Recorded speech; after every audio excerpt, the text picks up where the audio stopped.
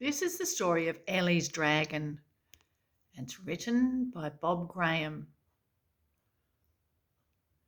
And this is inside the supermarket. Ellie and her mum are going shopping for some eggs. Can you see Ellie at the egg area, reaching up, up, up, and she found something. When Ellie was quite young, she found a newborn dragon with its eyes not yet open. It crawled across an egg box.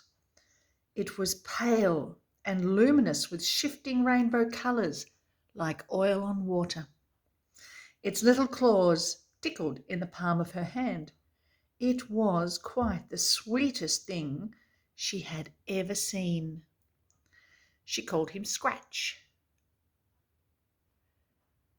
At home, she made him a bed out of a box of matches. Scratch opened his eyes, black as charcoal. His tiny wings shivered. He was flightless like a silkworm. "He wants some matches, Mummy. He wants to eat the tops off."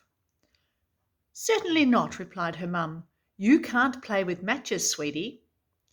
Her mum saw nothing but an empty matchbox and cotton wool.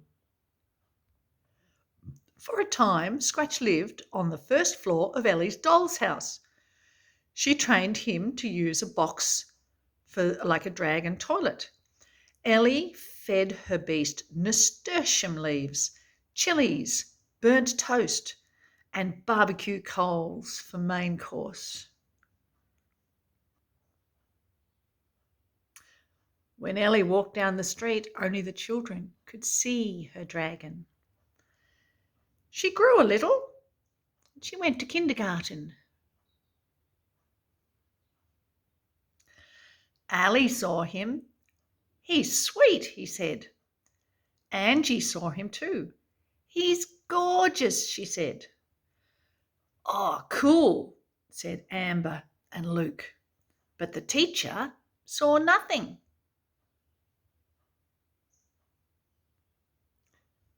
Ellie grew some more.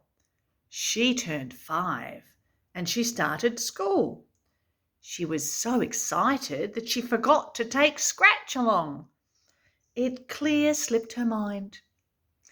So Ellie didn't get to see her dragon's first flight, which was mostly downwards.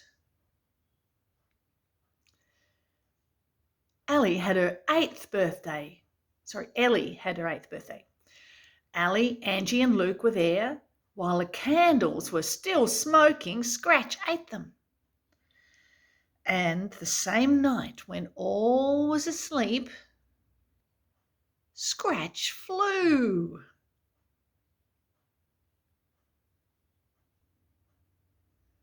When Ellie's dad took her out on the weekend, he never knew he had an extra passenger on top of the roof, or that Ellie shared her popcorn at the movies. 2 years later, on Ellie's 10th birthday, Angie, Luke and Ali came for a sleepover. But things were changing for Ellie and Scratch. Ellie still loved her dragon, but Scratch had way outgrown the dollhouse. So had she. Dragons breathe fire. Dragons breathe smoke. Dragons fly. Dragons don't dance. Scratch spent more time dreaming on his fire blanket in the corner. Soon enough, Ellie was 11, and Scratch began to fade. With the boom, boom, boom of the disco poppy girls in her earphones, Ellie could no longer hear the slow pump of air under Scratch's wings. The year after that, Ellie could see right through him.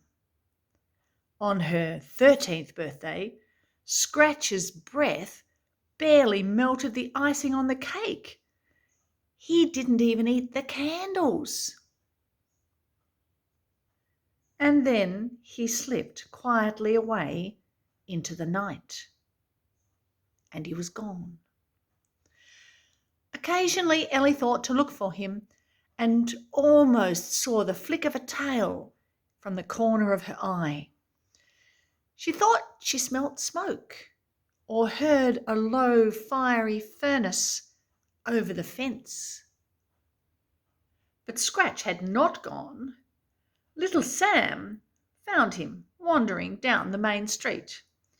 A fully grown, house-trained, affectionate dragon, just looking for a new home. And Scratch will probably live with him for some time to come.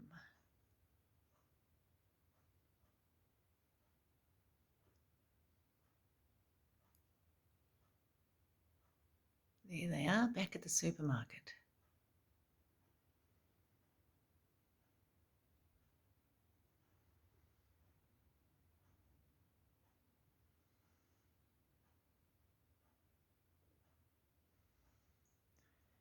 Did you see Ellie at the bus stop?